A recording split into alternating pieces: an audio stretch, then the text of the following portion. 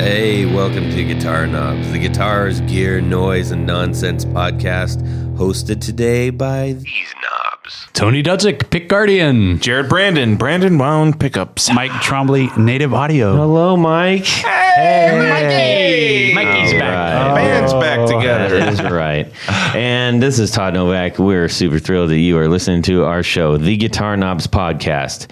And Mike, as the semi-visiting guest type person, what do we do on this show here, buddy? We just talk about gear, something. Stuff. What is it? What are we? We're the champion of the boutique builders. Oh, we're the champion of boutique builders. Thank you. Oh man, how did you? That just flowed right off your tongue there. Yeah, you know. Yeah. So we interview boutique builders of guitars, amps, pedals, and other type of gear. We also talk to influencers in the industry, people who are making it move and shake. We have learning episodes. We have learning episodes, the 101s. Those are quite popular. That's right. We have one of these people on the line today. Who can guess what it is? I don't know, but he's going to tell us. Tell us who you are, buddy. Hi, my name's Rand Anderson, and I'm with Mu-Tron. Mu-Tron pedals. I love Mu-Tron. Yeah, Jared is like... I'm not a Mu-Tron expert, but I do love Mu-Tron. He's got a lot of Mu-Tron. I do. And we're going to call it Mu-Tron the whole episode. Mu-Tron. That's going to be difficult for me, but I'm going to do it. Rand was kind enough. We had a great call this past week, and he seems like a super awesome chap. We met him actually at NAMM briefly, and we had a good time. So we said we need to get you on the show. So let's do this. I'm super excited to hear the four on the floor for this guy too.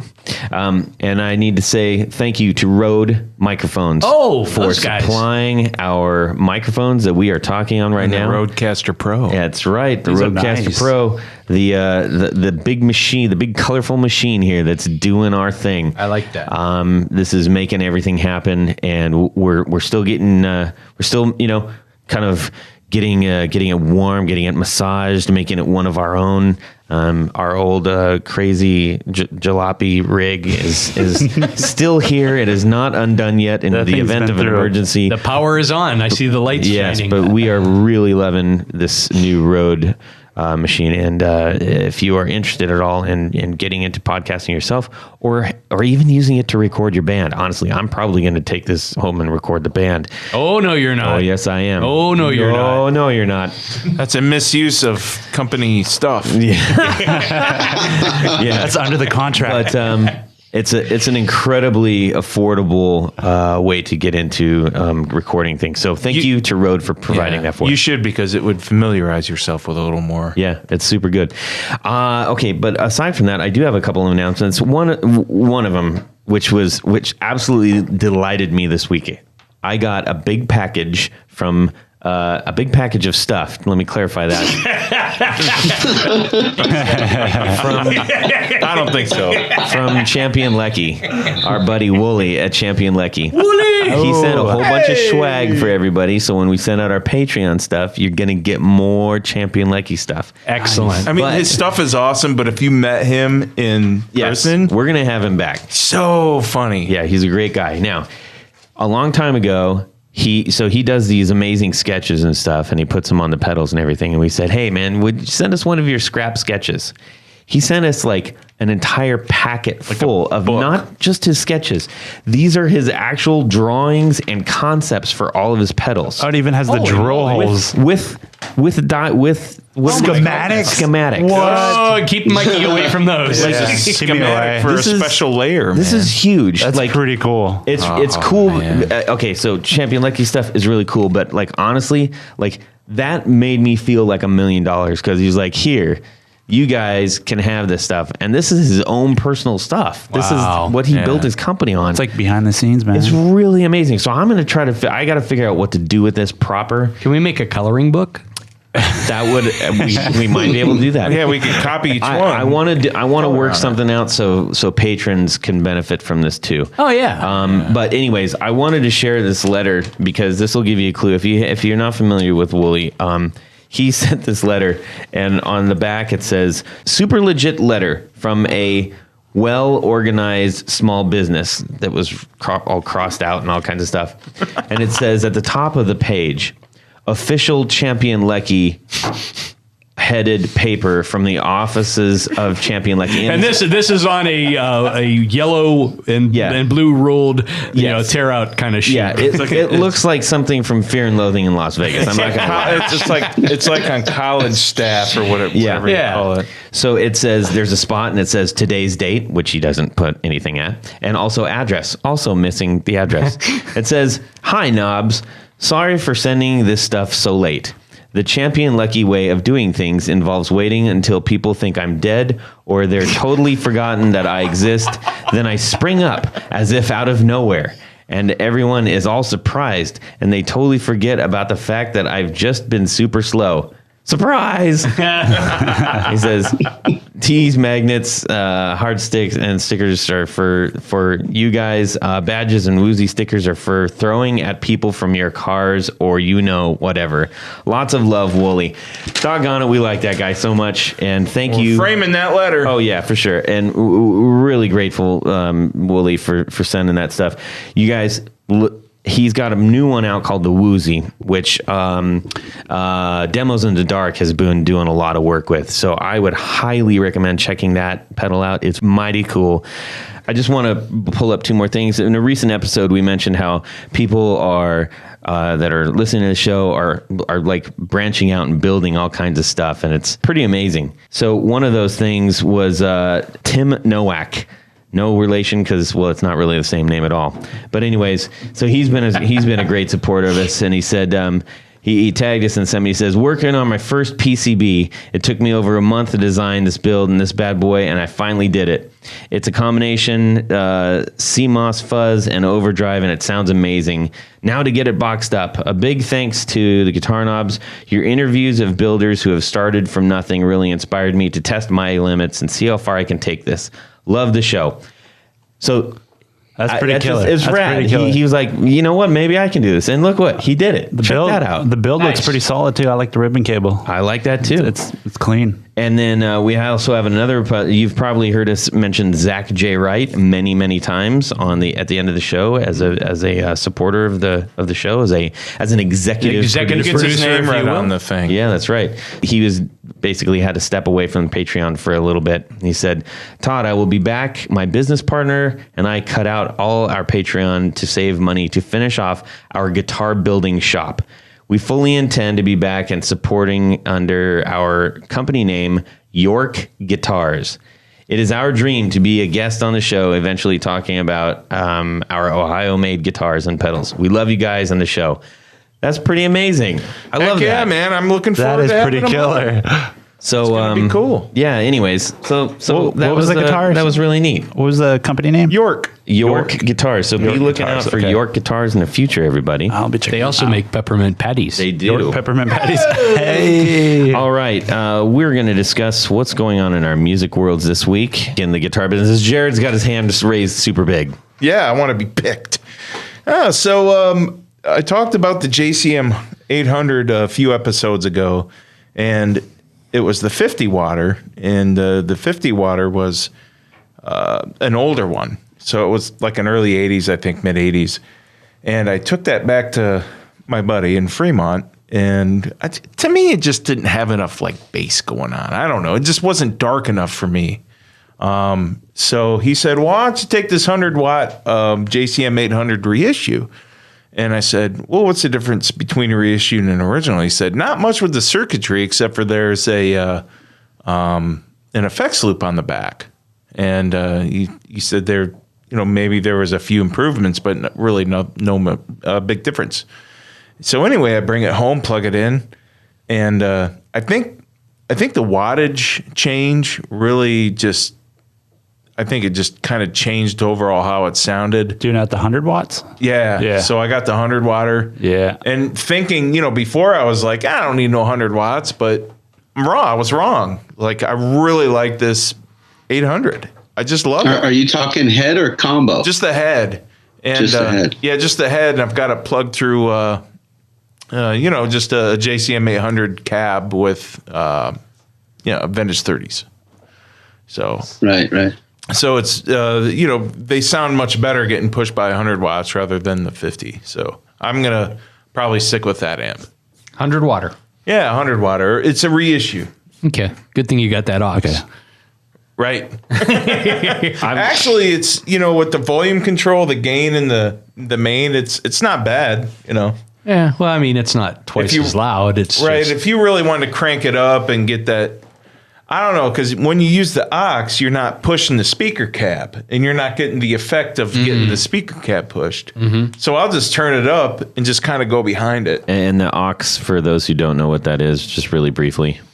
it's a real high end, call it a power attenuator. I mean, and output power attenuator, not. Okay. Yeah, you can AC crank your amp up and not have it blaring out your speakers, and you can kind of get the benefits of a turned up amp. However, I think part of the whole experience having a high power amplifier is the sound of those speakers being pushed. Yeah. Interesting. But Definitely. Another good thing about the aux is there's a speaker simulation, so you can just not have a cab at all. And the reason I bought that is for shows and whatnot, so people can listen to pickups and through amps that they respect without bothering the other vendors around us. Right. Nice. Let's hear from our buddy Rand. What's going on in your music world? It was Recone. I dropped a bunch of speakers off at right at NAMM, actually, the spots by there. So I just picked them all up. Awesome. So I'm ripping apart cabinets and amps and putting them all in and switching stuff around. What speaker shop are you talking about? Well, this is Bao. He worked at Orange County. I was going to say Orange County I'm familiar with, but speaker or now they're called Speaker Repair Pros. So he was kind of the guy doing everything there. Oh, cool. So he went over. He's got his own thing going. He's got a one of 3 in existent magnetizing machines. So Wow. And knows probably more about some of the speakers than the manufacturers. So I love those people, man. I just love Yeah, them. right. Yeah. That's super cool. So apparently, with what he's telling me, there was no such thing ever as a JBL 16 ohm. Although they were marked that way, that they weren't actually 16 ohms. were they all 15s or? No, they were all 8s. Really? They were all 8 ohm speakers, but they just said 16 ohm for some odd reason. Fraud. Wow. Yeah. Fake. Lawsuit. I don't know. I think it's cool. I mean, when you actually ohm out a 16 ohm or an 8 ohm, they're always a little under anyway. Yeah, well, So these are the 120s, so they're the vintage ones. I don't know what about, modern stuff for that, but Yeah. Interesting. good to know info. I Yes. reckon so. But he had a bunch of cool stuff for sale, Macintosh speakers and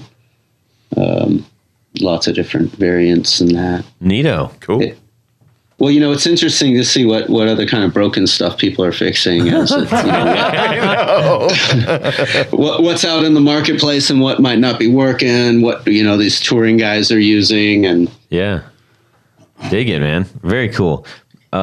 Mike, what's going on in your music world? So I guess I'll come back with a report. I know last time I was in here, I was talking about the DSL 20, the Marshall. Well, good report. It sounds good now. That's good. Yay! I know.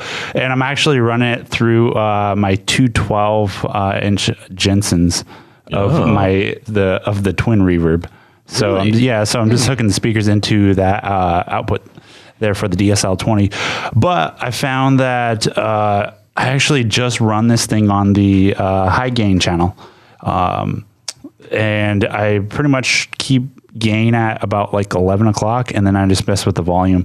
But I found that just by adjusting the volume on my guitar, I can go anywhere between like clean to high gain just by the volume. So I've been running it like that for probably the past month and a half. That's like, dude, it sounds basically like I old know. school style. Yeah, exactly. And it sounds so good. And that also has the effects loop. So that's been really good, as far as like messing around with, my pedals, doing a lot of, just testing around with them. Yeah. Very cool. So the DSL 20 is rocking. Nice. Yes. Mighty fine. Tony. Yes. What's Well, going on in your I've got 3 things, 2 of which are related. You only get to say one. So Yeah, about no, one. I'm gonna go with all 3. because I can. First of all, I scored some really cool Rogan Brothers knobs. They're about an inch and a half around, and they're black, and they've got like this a silver pointer on them. So Can we say that's cool. like the classic Rickenbacker style? Well, it's not exactly. That's how I stumbled onto these. Okay. They're not quite the Rickenbacker style. They're a little smaller, and they've got a silver point on them, but it's like a giant arrow. Yeah. And they're from probably the late 60s, early 70s. And I got 9 of them for like $50, which is that a steal. good deal? Well, they're usually about $10 a piece. So I'm pretty stoked about those because I won't use them. I might use them on some projects, but I just You'll figure it out. They're just really cool looking. It's kind of Star Trek-y looking. So you're not going to put them on a guitar or anything? Yeah, I will. You're going to put them in your. I'm going to put them on. your I'm going to put museum? them on a native audio pedal. Oh yeah, that'd be perfect. I'm on a chest of drawers. Yeah. Yeah, chest of drawers. And then the two things. So I was doing a lot of trolling on DHgate, and we've talked about this in the past. I've picked up a couple of things on there. It's kind of the Chinese Amazon, I guess you would say. And they've got some really incredibly inexpensive guitars. I think last we talked. It is shocking. It's just downright shocking. And it's, I think we were talking in the past about some of the clear Ampeg style plexi guitars. Dan Armstrong's. Yeah. And so I ended up getting one of those. I've been very happy with it, had it set up, but I'm a Rickenbacker fan, as many of you know, and I found once you are on there a while, you kind of figure out the nomenclature because they can't really say Rickenbacker, Right? But they've got Schmickensmacher. but they've got all kinds of things. So this was some cherry burst jazz guitar, and if you look at the photos, it's like a Rickenbacker 360F, which is kind of an unusual guitar that Rickenbacker made in the 50s and 60s. And it was, it's basically like a Gretsch shape, a single cut Gretsch, but it has a flat top and bottom. So they had one of these. And of course I saw it. I had to buy it. Boy. Oh gosh. It And was like $89. no, it was a little more than that, but shipped from China was like just a hair over $300. Very cool. What's the color on it? It's a cherry burst or fire glow, whatever you want to call it. Typical, typical Rickenbacker thing. And then I was looking for the proper tailpiece, which is we've talked about. I got a 12-string tailpiece from Winfield, but it turns out there was a guy in Argentina that has really good prices on essentially the same types of things, and one step better, it turns out he is actually a customer of mine who has bought a guard or two over the years. So it worked out really well. I got a really cool, it's called a long tailpiece, trapeze tailpiece, and we worked out a really good deal. And so by the time all the things, I got the stuff is coming. Nice, man. Another busy week at Pick Guardian. Very wheeling and dealing. Projects. How about you, Todd? I had most of my week. We had a gig last Saturday for Record Store Day. That's dating this probably a little bit. So but that's cool. And that was really fun. And can I? Let's see. I had my cousin. I feel like he's my nephew because he's so young, but he's actually my cousin. He said, "Hey, I'm going to be looking for a new guitar," and so he started asking me about it. He said, "I went to Guitar Center," and I said, "What's a good starter guitar?" And they handed him a $400 Epiphone Les Paul. I'm like, whoa, wait a minute. Let's talk about this. So that's really fun. I love shopping for other people, like guitar stuff. Yeah. And so it was really cool. I'm like, there's loads of options, but I'm just curious. Okay, one word, like quick lightning round. All right, I want to go around the table. All right. If you were asked that question, what would be your recommendation for a great starter guitar that maybe let's say sub $400? Okay, go around the room, starting with Mike. I would go with like a Mexican Strat. Oh, you took mine. Oh, did I? Yeah, it's a solid. I mean, I was in the same situation. I think last year my my friend, his wife was trying to find a guitar for him, and she was like, $400, $500 price range. And so I pulled up a Mexican Strat and Brand new or Craigslist? brand new. Ooh. And yeah, I mean, but they're out in Montana, so they don't have too many options with Yeah, I guess Craigslist. so. Yeah. So, but yeah, he fell in love with it. That's cool. Rand, how about you? I was going to say Mexican Telly just because I think, harder to keep in tune with that floating bridge. Yeah, the Telly is a good choice. And also the pickup selector is easy enough too. Yep, that's true. Tony? Well, I mean, on the upper end of the Epiphone line, I think those are all pretty good. But I think for a good solid starter guitar, I'd go with one of the GNL Tributes, the Tribute series. They're basically overseas made guitars, but they put American electronics in them. The pickups are all USA. So everyone that I've ever tried or worked on, I found that the Tribute series is solid. Excellent. They can do that too because I've seen their winder at the shop there. I took the tour. Fantastic place, by the way. Their winder does like 6 bobbins at a time. Jeez. It's crazy. Wow, It's kind of like Brandon one. that's crazy. Jared, what are you choosing? I got to go back to the Mexican Fender series because I own one and I love the neck of that guitar. I could just play the thing all day.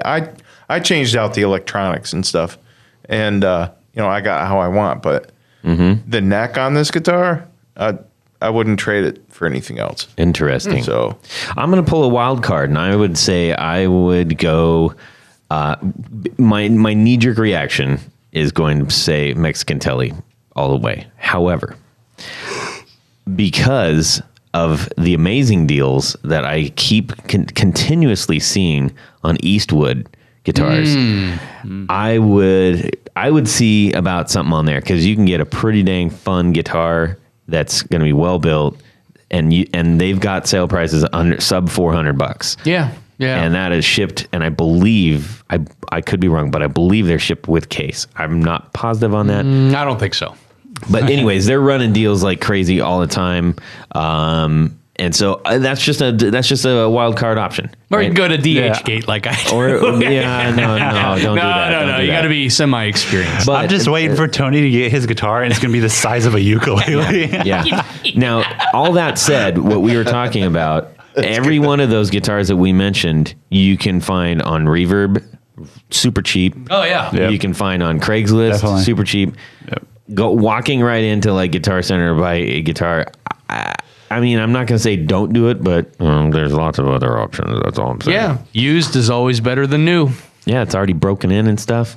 Or broken. Yeah, or broken. Anyway, so I just thought that was a kind of a neat thing. So we're still working that out. Now, I want to hear something from Rand. 1, 2, 1, 2, 3. 4 on the floor. All right, we've been waiting for this one. Rand, the purveyor of Mu-Tron pedals. What is your 4 on the floor?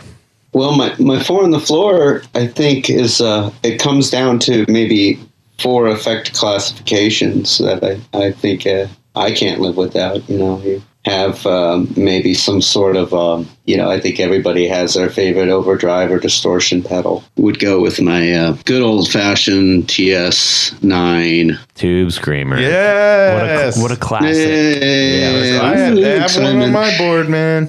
Technically, it's an ST9, a super tube, and that's got 4 knobs on it.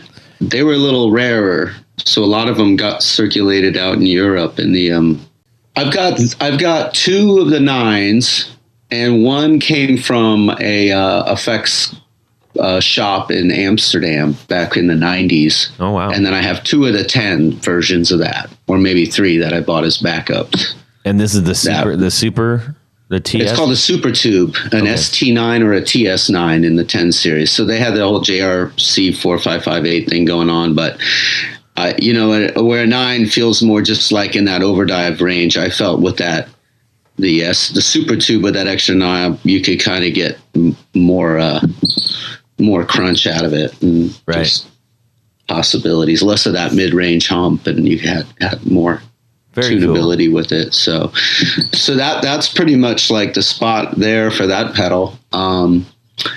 And I always think, I love phasers. So, of course, I always had my favorite was always the Mu-Tron stuff. I can't, old stuff. I really didn't have much to do with that. Of course, I was like 3 when they were making those things. So, Right. so I have a few of those that I got in pawn shops and wherever over the years. Back in the days when I had, everybody had a 6-way strip on their pedal board, Right. with wall warts and stuff everywhere. So which now that's which phaser is that? Phaser 2 was basically the way it went at Mu-Tron. They had the Phaser 1 was the first one that came out early, and that was an OTA based operational transconductance amplifier. I see. Which a lot of people loved, sounded great, but it was too hard to make. And in the process, basically, they went and they had a lot of R&D things that never saw the light of day, but they moved from that OTA to an optical design, and they actually built a biphase before they built the Phaser 2. Interesting. Well, we're going to get deep into the history and stuff. Yeah. I didn't mean to sidetrack, but anyhow, so the Phaser 2 was kind of the lesser model that came after the biphase, and it was just a nice optical one. And back in whatever the 90s, it still seems reasonably sized for a pedal board. Yeah. Well, it's a gorgeous pedal because it's so odd. It doesn't look like every other pedal. Yeah, so and the other alternatives, I always had MXR 90s or 100s. Yeah. The 100 was a 6-stage optical, but it never sounded as good to me as like with distortions and rat pedals and right or whatever Marshall amps. You wanted that kind of deal, and of course I love the Boss ones too, the early PH2s, the green ones. Nice. So number 3, I think you got to have I love octave pedals, always have. So I have an old, just beat up, can't even tell, Octavia Tycho Brahe original deal. That's a good one. That thing's pretty wicked. So that's a must have. And that's the coolest name ever. Tycho Brahe. Tycho Brahe. I don't even know if I say it right. I know you are saying it right. Is that right? Yeah. Yeah. Tycho Brahe. That's after a night of heavy drinking. Oh, yeah. And then some sort of delay pedal. So I think I really grew pretty fond of tape delays at one point. Is this your number 4? Yeah, I'd say it's Okay. my number 4. Can a tape delay be that 4 on the floor? Can I put it on the floor? Yeah. All right. So I really like the Ibanez Echo Machine. Okay. Yeah. 5 series plastic thing. Mm-hmm. And they did a pretty good job. It's kind of low grade, so lo-fi. Awesome. Well, thank you for sharing your 4 on the floor. That is one of our listeners' favorite parts of the show. That's right. It is mine. And we're going to have that out there on the internet for everybody. You can go to the guitarknobs.com to see the full rundown and click on those pedals and go get one if you want it. We've got Rand Anderson from Mu-Tron pedals. Now, he mentioned something earlier. It's like, this isn't the gentleman who invented the Mu-Tron pedals, but he is the current Meister of the pedals. Yes, it's that's what it's pretty much Is that what your going business on. card says? Nice. This is like janitor or something, Meister. Yeah. But I've been lucky. I don't know how we joke about it, Mike Beagle and I, how our fates have intertwined, and but basically was able to end up working together for the last 6 or 7 years at MuFX, and kind of just transferred over and got the Mu-Tron back up and running. And it also includes Mike is working on the design end, as well as Richard from L Sound, who's probably the foremost repair Mu-Tron expert in the United States, if not the world. Oh, Wow. And he worked closely with Mike to develop a lot of the electro-harmonic stuff when Mike was making, he was designing effects for lots of folks. Yeah. And I've also had the privilege of also reconnecting with both the CEO of the original Mu-Tronics, Aaron Newman, as well as So that's what it actually stands for, Mu-Tronics. Mu-Tronics Corporation. Okay. Yep. Yes, and as well as Henry Sajak, who was kind of, I would say, he ran the production for Mu-Tron, as well as other companies down the line. They all came from Guild. Okay. Interesting. So Mu-Tronics was born out of Guild. I didn't know that. You never would have thought Yeah. that. I never would have thought that. Well, they had a synthesizer division was starting to pop up, and the guy that was championing it, I believe, ended up in a plane crash. Yeah, or something. Alfred Drong. Or something, and he was going to do it, and then he went away. It was his project, maybe, and so they wanted to go on with this technology, and Aaron got the money together, and they got the company, and they went down the road. They had the R&D up in New York and the production down in New Jersey. Interesting. And it was born. It was born in 72, and I think then, it was this crazy frontier. Digital was just barely on the horizon, and just what was going on the airwaves and in New York City in terms of sessions and players and all that. It was a special time. So what was the first Mu-Tron pedal? it was the envelope filter. The phaser one and the envelope filters were the first things that came out. Stevie Wonder was the first endorsed artist in 1972. Holy smokes.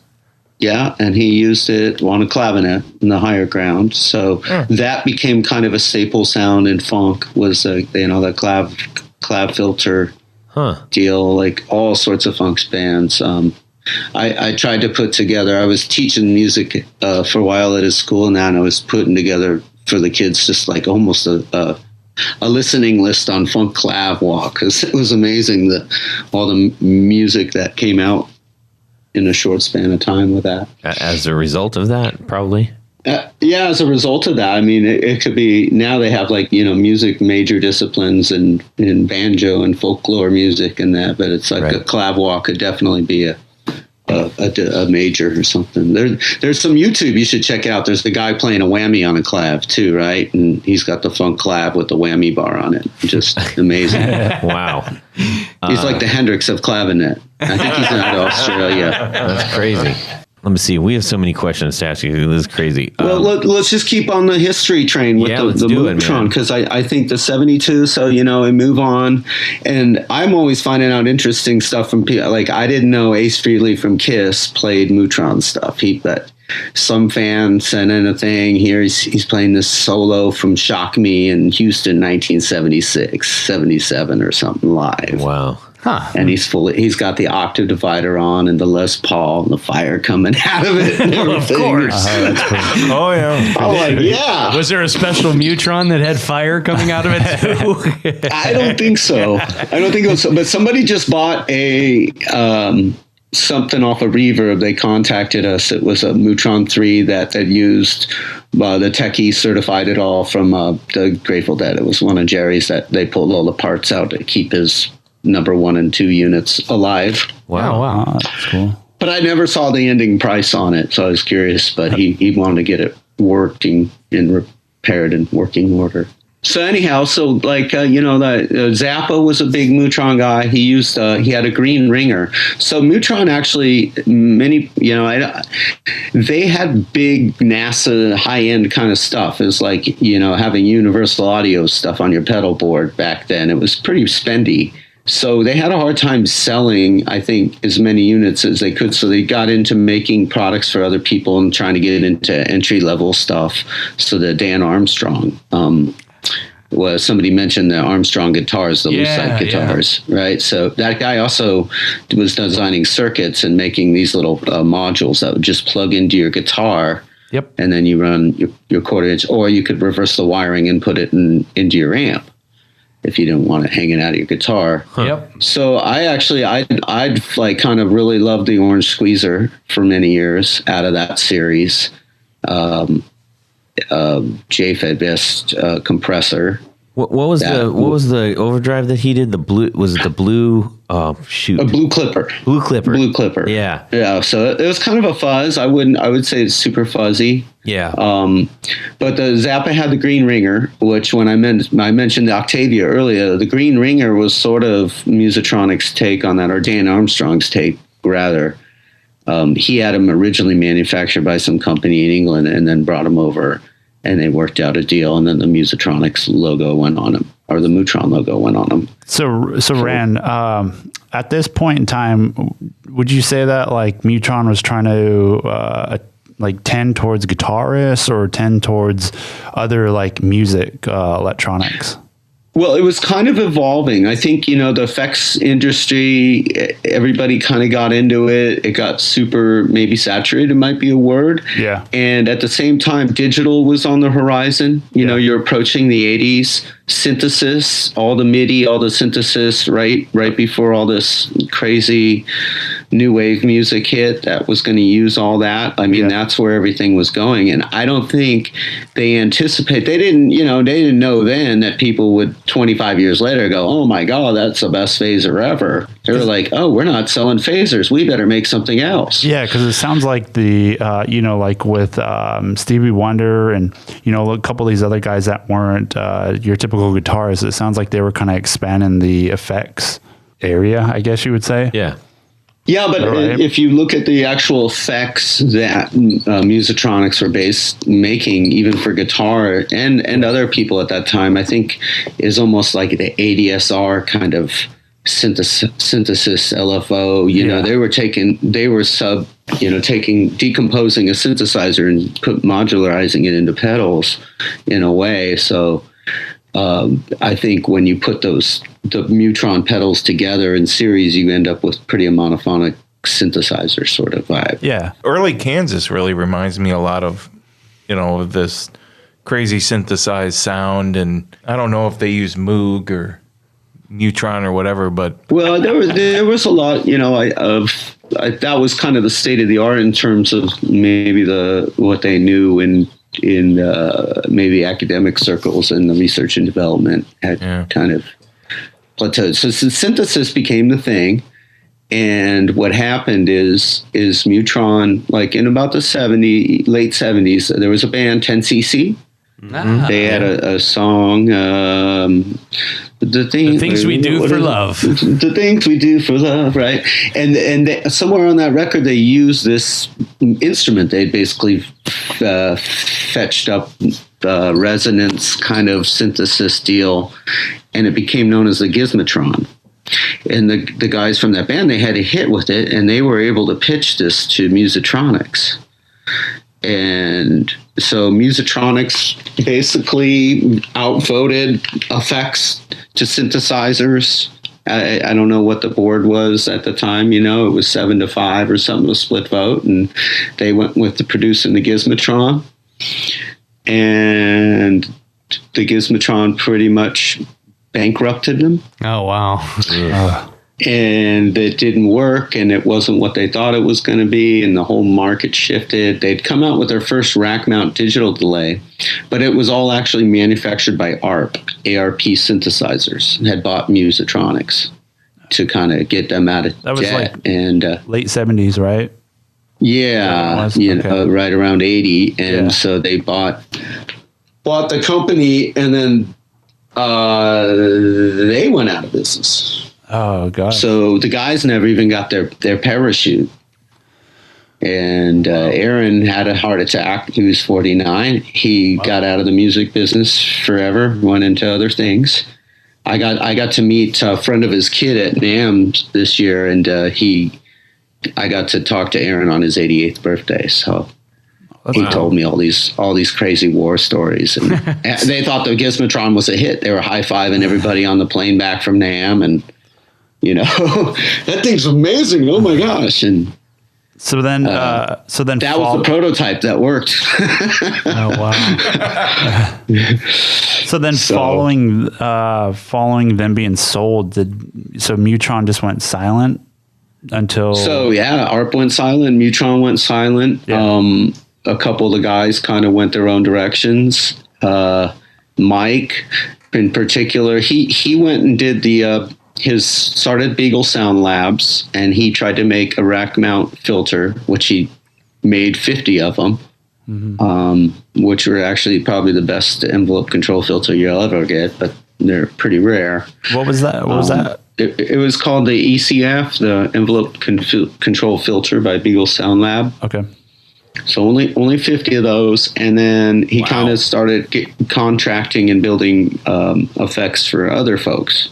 But he had designed that in conjunction with a guy named Elliot Randall, and Elliot was the guitar player from the Saturday Night Live band all through like the 70s, Gilda Radner and Chevy Chase, and he also played for Stevie Wonder, and he also played for Steely Dan. He maybe his solos, Hey 19 or Ricky Don't Lose, one of those is him.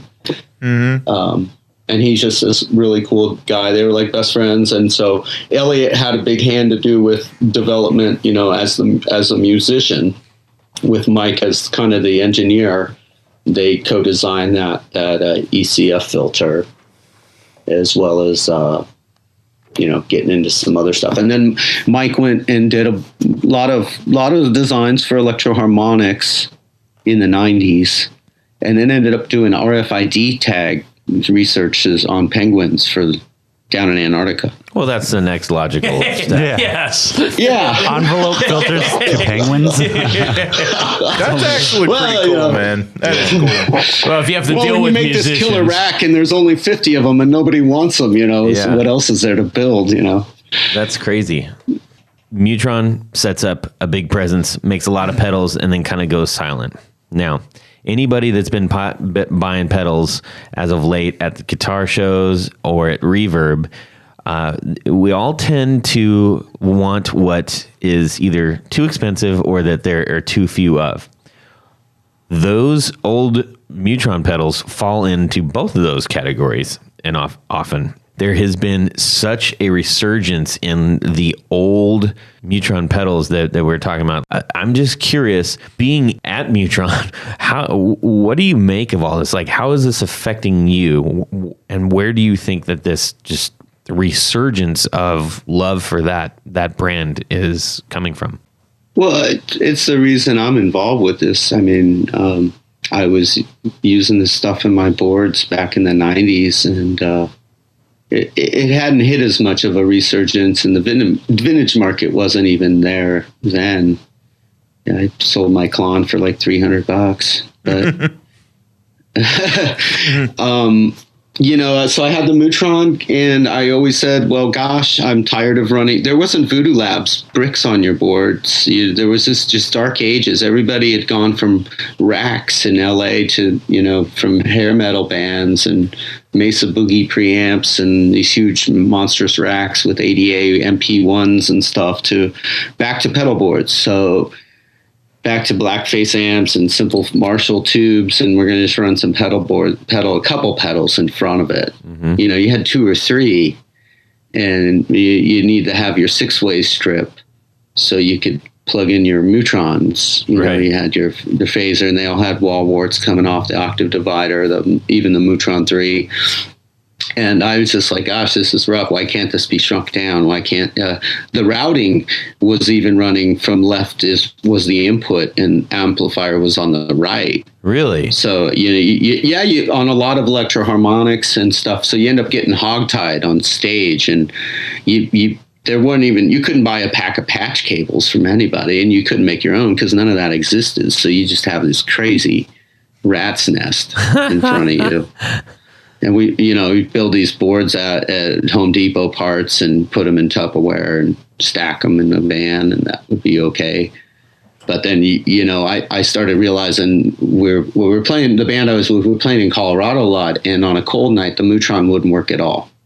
Why is that? So it's an optical deal. Oh. And I didn't know why then, and nobody really knew why then, but after I started talking about this stuff with Mike, and Mike did a lot of this in the lab, so he didn't really know from like a road standpoint the problems I was seeing. Like you got to plug from right to left. Everybody stands and the flex chain goes that way nowadays, and 9 volt, and they're in the power bricks, and you can't have it. It's got to be negative center.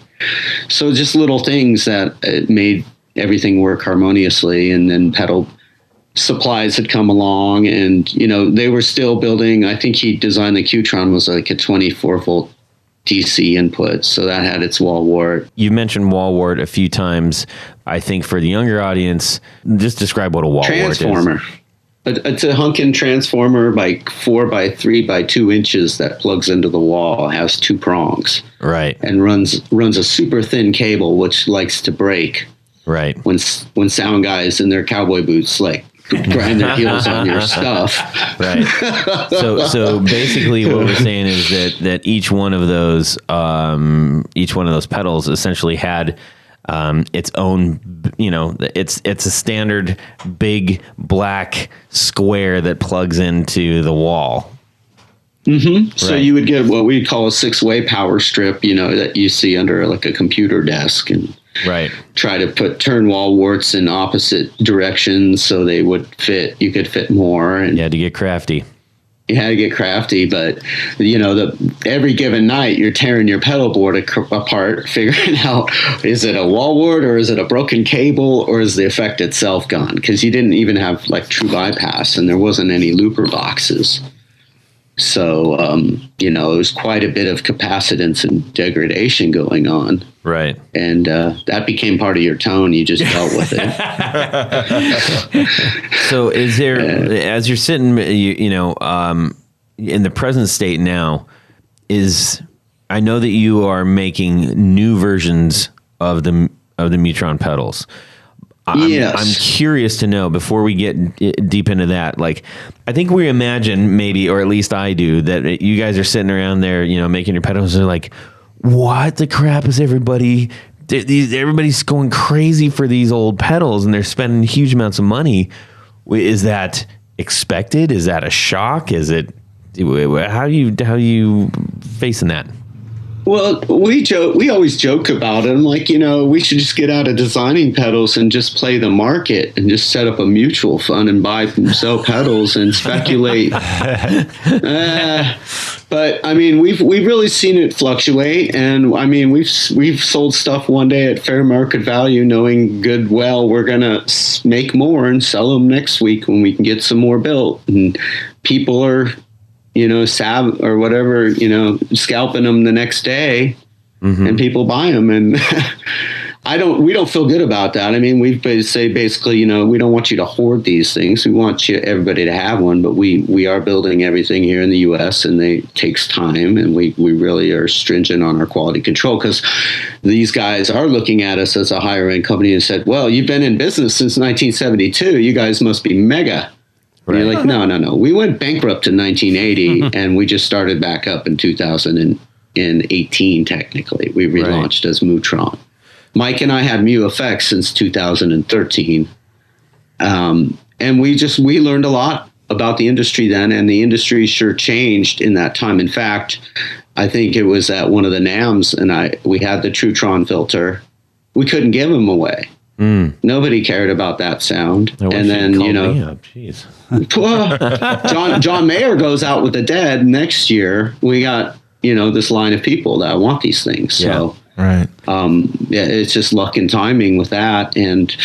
But the other, so we developed a Boost-Tron there, which I still think is one of the coolest pedals ever. That's the one I have. I have one signed by Mike Beagle, actually. Jared found it out. He's been dying. Oh, you did? Okay. Yeah. So Mike and I designed that.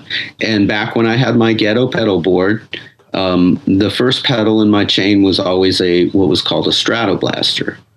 And that came out of Alembic, was a company in the Bay Area in the 70s that they made really high-end basses and stuff. Yeah, they were actually... Those are like $12,000 basses, right? Yeah, and a really famous blackface preamps and stuff like that, a rack mount that like bass players love. And boom, Stanley Clark. Oh man, that guy's so the Stratoblaster would go in your Strat jack. You'd take out that, you'd wire this in with a battery, and it gave you a clean boost transistor kind of based, or not the Stratoblaster, but I'm confused myself. But it's just a straight clean boost that a lot of guys, Lowell George from Little Feat was using, Andy Summers from the Police. So you have a blackface Fender amp, you put the Stratoblaster front, but it really does a nice thing driving your chain. This was before buffer boxes and things. Cool. So that would go in, and I would always have these old Mu-Trons and vintage pedals, EH Electro-Harmonics, octave multiplexers, things like that, and they would be super hot. So I'd have to walk back to my amp and turn it down every time I turned one of these on. So I was like, well, maybe put a volume pedal after it, which I like because you can kind of, yeah, and or a compressor. Right. So I wanted to build kind of my own compressor. So that was where we took that orange squeezer circuit. I'd always had a compressor. I was using the Keeley for a long time, and MXRs and old Ross pedals. So that, and then the third channel on that Boost-Tron was a Rat, an LM308. Wow. That could also be set to just almost like an edgy, clean bite kind of overdrive, not even an overdrive, like a clean boost again. So that pedal had the blaster, the effects loop, and then a compressor, and then Squeezer. The squeezer was so it was a 4-in-1 kind of thing, and almost like a channel strip on your pedal board. We forgot the EQ part, though. I think was the most important part. That's the switchable, right? You can make it. It's like a hardwired filter, but we always wanted to redo it with a tone stack there instead. Okay. And then the blaster. So we have redesigned a Boost-Tron 2, which will come out and be the successor. But that numbering, it's actually going backwards. That's going to have less features. Huh. I know that you're drawing on some of the old stuff for the new. Do you find that people are they gravitating towards the new ones easily, considering the high demand for the old pedals? Is there any kind of challenge there at all? I honestly don't think so. At one point I was like, we should do like a certified pre-owned thing and get these old ones back and get them factory snuff and maybe even manufacture them looking like the old ones. At the end of the day, I mean, I don't want to really take my vintage stuff out on my boards. I like to build a pedal board I can throw in a swimming pool and replace everything tomorrow. Or a drunk guy spills his beer on it or whatever. But that's what remember really what happens, I said about the cold weather too. And what people don't realize, right? I turned on my SPX 90. Does anybody know what that is? I think so. Okay, so it's your nice outboard rack gear reverb for your snare sound in the 90s, 80s. Oh, yeah. It was a Yamaha unit. So reverb unit, but I pushed it on. I wanted to use it the other day, and smoke came out of it. So I was like, oh man, Always I got a cap job. I got all this stuff. You got to keep it going. You got to keep on top of it. It's like a car. You don't give it an oil change, And I think people forget that about this stuff's 40 years old, man. It's not built to last forever. The other thing I learned about the older Mu-Tron stuff is, the fault tolerances are not even the fault tolerances, the part tolerances, the value tolerances of resistors and capacitors on those big through-hole things back then were plus or minus 5%. Oh, wow. So on a given day, we might assemble 5 of these, and one of them sounds really good. And the other four, okay, you calibrate it. But right. I get mine. I don't know any better unless I call those other 4 guys. Hey, come over. Let's put them all together and see who's got the best one. Interesting. So today, we're able to make them with plus or minus 0.1% components. There you go. Nice. The consistency across units.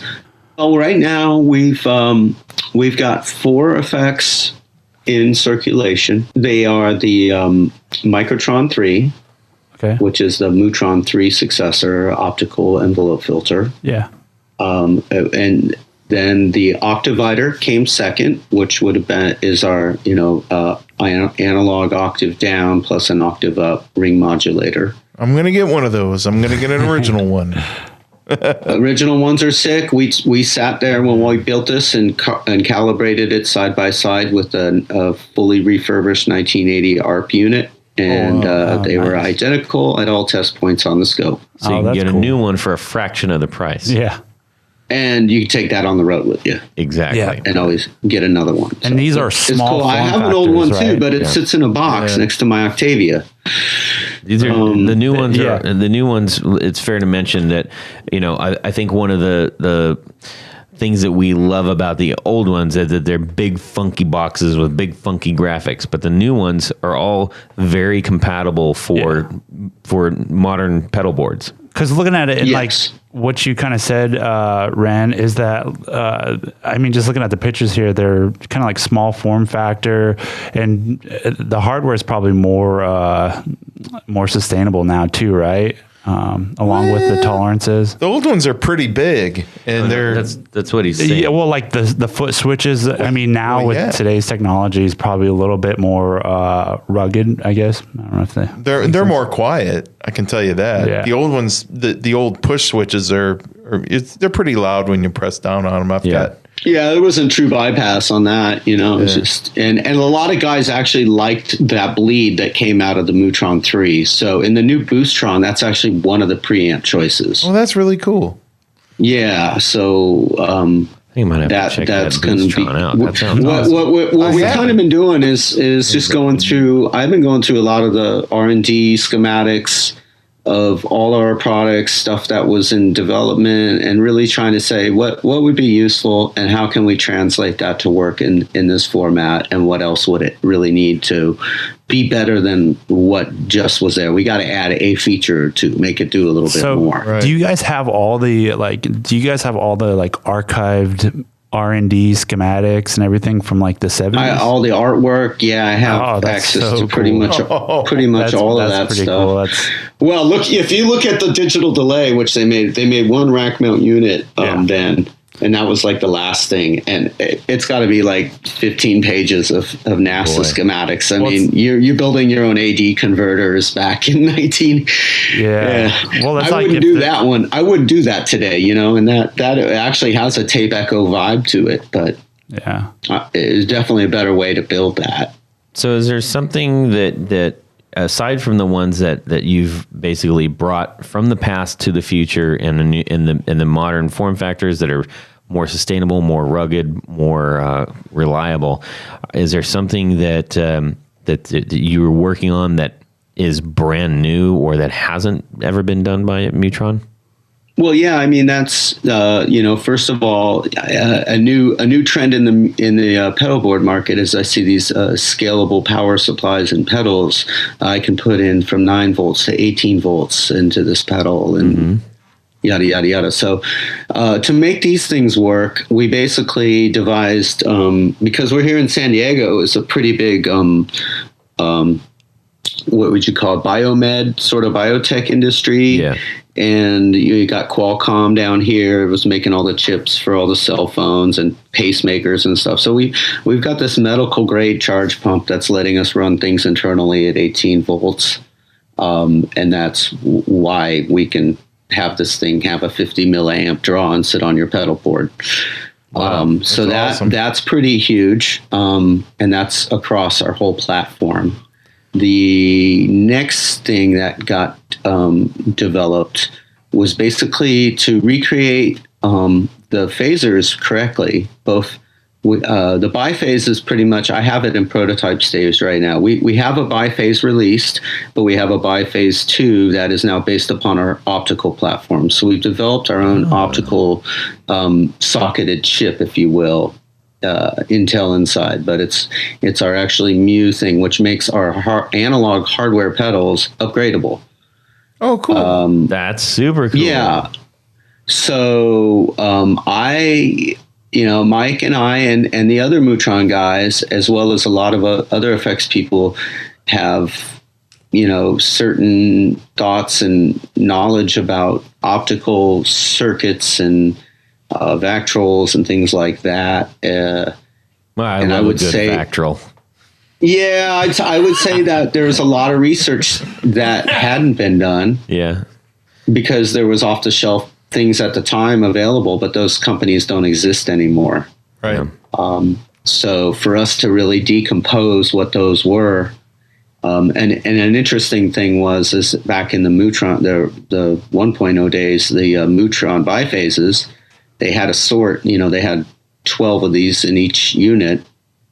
They had to sort them and match them because we're running these Vactrols outside of the specifications that the manufacturers got on there. Oh. So the ones that were left over that didn't match, that's what they built Phaser 2s out of. Without, I'm scared to ask this question because I don't know where it's going to lead, and I don't know if there's a short answer to this. But what exactly is a Vactrol? A Vactrol is what makes something optical. You can make your own. There's prepackaged ones, So and it's basic. It's a way of stuff like that. Optical. Anything you hear optical, it means it's pretty much, they got them inside of Arduinos and things too for light sensors. So, basically you're shooting an LED at a light sensor. Yeah, pretty much at its bare bones, what it is a resistor that's light dependent. So the brighter it is, it changes resistance based on brightness. It varies resistance. But it eliminates noise because you're not actually passing current, you're passing light pulses. Gotcha. So it becomes a less noisy circuit. And we all just learned something right now. I like this. Yay! Okay. All right. Yay. I can't wait Optical to test compressors. I can't wait to test out this new biphase. I've got the gigantic original one at home, and I wanted to make a comment about that. I don't see how anybody else uses those without two different amplifiers that because you could split the signal and, have a left and a right. And I don't want to know what it sounds like through one amplifier because I love the stereo phase effect. Some guys love to cascade them mono too, but you said left and right, and I actually think the answer is top and bottom. I think you're right. There was a biphase deluxe that never saw the light of day, and it actually had presets on it. So the idea is I set my left phase or my bottom phase at a basically the foundation speed would be, let's say, 5, and my top rotor I would set at 7. So now I have the motion of a Leslie where they have two different speeds going. Yeah, wild, man.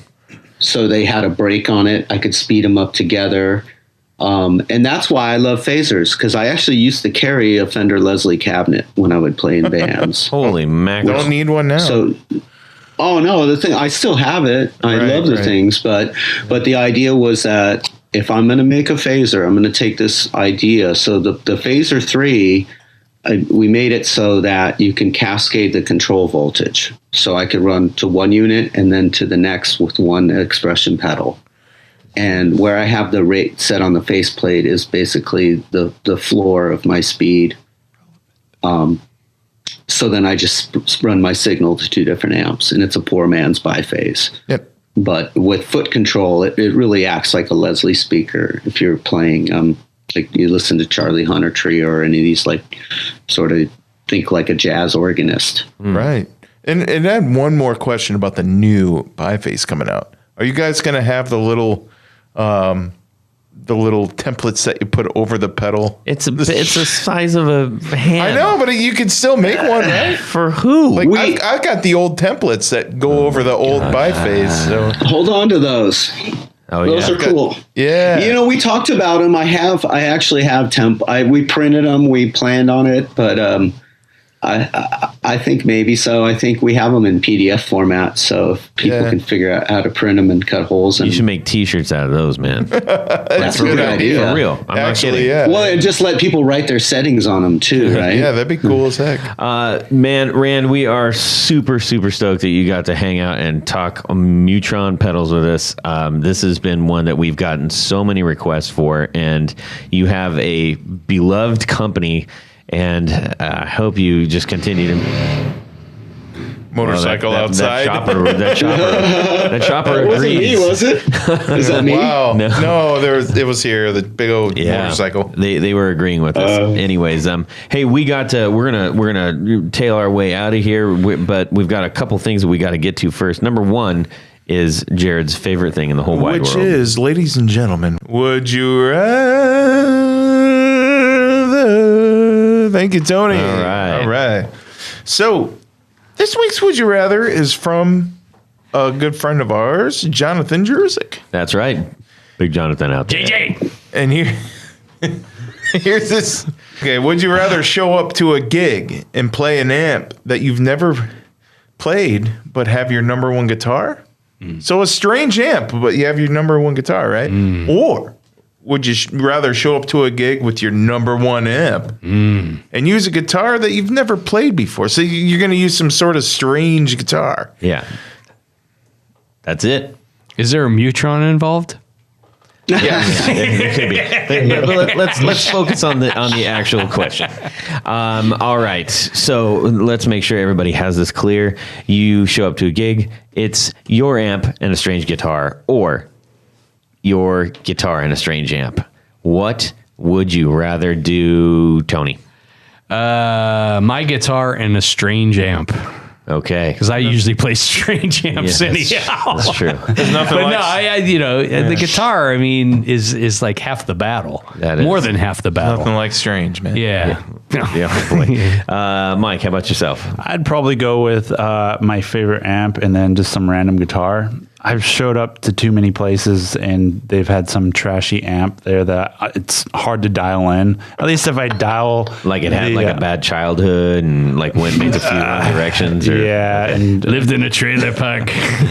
just got back from recovery. Right. Yeah. So so I'd probably just go with my own amp and then I'll just bum somebody's guitar. This is hilarious because no one has ever seen Mike not play his only guitar. So, Jared, I had a terrible experience when I was like 17. I had my mid 70s Gibson SG Standard like destroyed at a gig. Something fell over it because I was dumb and didn't put it in the case. So I got stuck with a strange guitar, and it was through my amp. But that strange guitar was a single coil guitar, and it sounded nothing like mine. So because of that experience, I'm definitely going with my own guitar and a strange amp. Okay. Because it's gonna sound better. Rand, how about yourself? I'll go with my guitar and then whatever. Yeah, Okay. definitely. Backline amp, Pickups. your guitar. B bender is pretty important. So Oh, hey, There we go. That's pretty specific. Yeah. I'm definitely going to go with my own guitar because you know why? Because it's glittery and gold. Well, that, but the other reason is because I would probably get stuck with a Strat. So, all right. So let's a go. Mexican Strat. We're going to thank a few people real quick. Yes, I would like to, at this point in our show, thank our executive producers. And you might be sitting there saying, what the heck is an executive producer? Well, if you go over to patreon.com/the Guitar Knobs, you can find out at different levels that you can become a patron of the podcast. The very top of the heap, if Yes. you will, would be our executive producers. And there's different prize packages that are attached to. It keeps getting bigger because all It's these cool bigger and builders bigger. send us great And we got swag. this Champion Lecky stuff that just came in. Got to Yeah. get some of that. But as an underwear. executive producer, Jared, what happens? you get to have your name right on the thing. And that's what I'm going to do right now. Correctamundo. So Do let's it. welcome. We'll go from newest to oldest.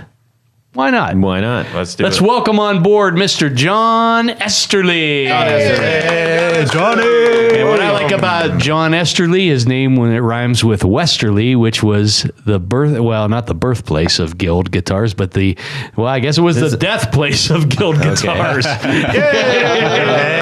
Yay! Okay, how about let's thank Mr. Christopher Heidel. That's right. That's right. How about Ty Harmon? Yep. How about Taylor Bray? Okay. John Anglin? Anthony Lanthrop? Anthony. My man. How about Johnny Knoll? Johnny. Stefan Lamb? Rick Langlu? Langlu. My Michael favorite noodle. McVeigh? Michael Senchuk? Brian Robison? Jonathan Jerusik? Ken Sayers, Corey Nigro, Brad Partridge, Michael Van Zant, Doug Christ, Darren Gregory, Chris Kearney, Sean S. John Daly, Martin Cliff, and the original Tom Barazin. That's right. Ladies and gentlemen, thank you so much for helping out our show. We are so grateful. It truly helps keep our lights on. This is a love thing for us. I don't know how to say that properly. It's never going to sound right, but we do this because we love it. Yes, we absolutely love it. We love the guitar world, and we love the people that are making it. Thank you for your support. You can enter in at the $5 if you can't swing the. Do what the you 10, can. Do what you can. Do what makes you feel good. Yes. That's right. So Rand, where can people find you? Mu-Tron.com. Awesome. Online. Hey, I really appreciate you guys at the Guitar Knobs and your fan base. So we're going to give out a Mu-Tron Guitar Knobs code. It's Guitar Knobs, and that's going to be a 10% discount. And we really appreciate you guys having us on the show. Dude, that is fantastic. Thank you so much. 10% off at Mu-Tron, the website, to get those. And how long is that going to be for? I don't know. I'll leave it up for a while after the broadcast. We'll sort that out. We'll put that up on Instagram. For those of you who are looking to find this, at the top of our Instagram, where you see our little story deals, the little orange circles, we have one of those that says offers. So we've got a couple offers that are still on for the whole rest of 2019, and those are still available. All you got to do is click it, and that's where you can find all these things, and that's where we will have the Mu-Tron special. Let's see here. Mike? Yeah, just follow me on Instagram at Native Audio. Perfect. Tony? Jared? Tony? Yeah. Let's just go over to pickguardian.com. Let's say you need a special pick guard, or you want to change out pickups, different things like that. Head on over to the website, and you want to see some of these very special projects that we've been discussing here. I usually post pictures up on Instagram, so go ahead and go to Pick Guardian and the number 1, and you will find said projects. Awesome. Jared? Well, if anybody needs an old pickup fixed, or some old new-looking pickups, or new old-looking pickups, whatever. If you want pickups that Let's sound just say awesome. you want pickups. Awesome if you need sounding pickups, go to Jared at BrandonOnePickups.com. That's my email. Go to BrandonOnePickups. There you go. Brandon One Pickups. You can get a hold of me, Todd, at theguitarknobs.com, or you can DM me on Instagram. We want to hear your would you rathers, so continue to send those in. And ladies and gentlemen, let's give a big giant thank you to Rand Anderson of Mu-Tron for stopping by and hanging out with us. Yay. That was a pleasure. I love those pedals. Yeah, thanks, Ryan. Hey, thanks, guys. Yeah, it was awesome. He's off to a gig, so we're going to let him go. Everybody have a great guitar week, and subscribe! All right. Tony. All right. Do you have a hamster in there? What is that? Yeah, Tony. Would you rather? Oh, Tony. Which is Are you talking to me? Tony. Do I have a what? Well, that's it for these knobs. Please visit our Patreon page at patreon.com/theguitarknobs. Visit our website at theguitarknobs.com for all of our past episodes, 4 on the Floor blog, and other good stuff. You can connect with us on social too at our Facebook page, and share your gear and stories on our Facebook group. Also, be sure to check out our Instagram at Guitar Knobs. Catch you next time.